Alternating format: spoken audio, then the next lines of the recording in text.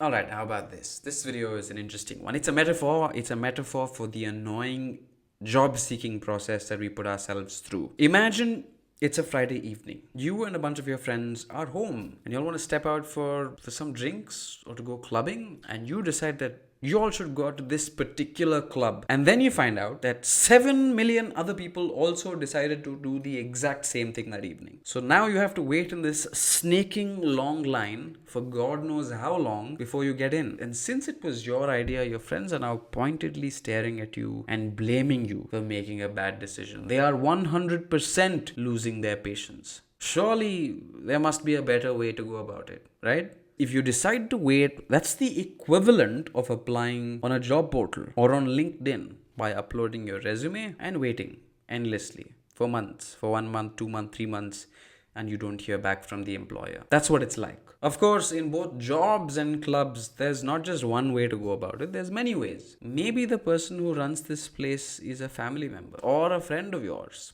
That means easy access, right? To say the least. Easy access, a red carpet welcome for you. And while you're making this red carpet entry, everybody else who's waiting in line looks at you and hates you. That's one way to go about it. But it is a way. But what if you're not related to the person who runs the club? What if that person's not your friend?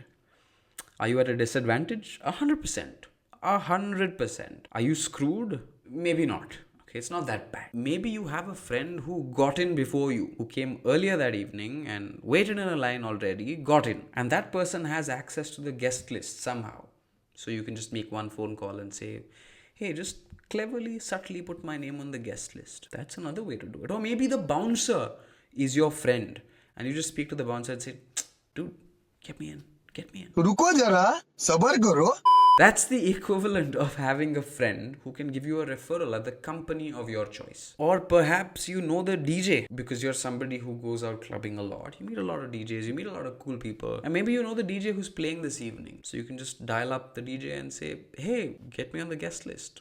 Instantly you're in. This is like knowing the upper management or the senior leadership at a company. Or maybe it's about, how do I say this politely? Changing the composition of your group to better suit the requirements of the club. You know, bouncers have KPIs to meet as well. Maybe they're looking for a diversity quota. So, yeah, that's like getting a particular certification that gets you bumped up on the short list of the job opening. Or it could also be like going to the prospective employer and solving the exact problem that they want to solve. You're instantly hired. If there's two things I've learned from clubbing, it's these two. Number one, having connections helps, period.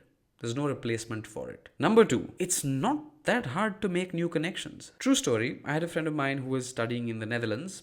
She was completing her master's in electrical engineering. She just completed her master thesis and she was looking for a job. She was out on her everyday 5 kilometer run in the evening and she stopped by the local barista where she stops every evening to get coffee. And she got chatting with this older gentleman who was also there. And he took interest in her educational background, what she had done in Netherlands and why she'd come from India all the way to the Netherlands. And she got to sharing and they chanced upon the topic of her master thesis. So she went off on a tangent, spoke about it in detail for about 30 minutes. At the end of the 30-minute monologue, he offered her a job. I'm not kidding.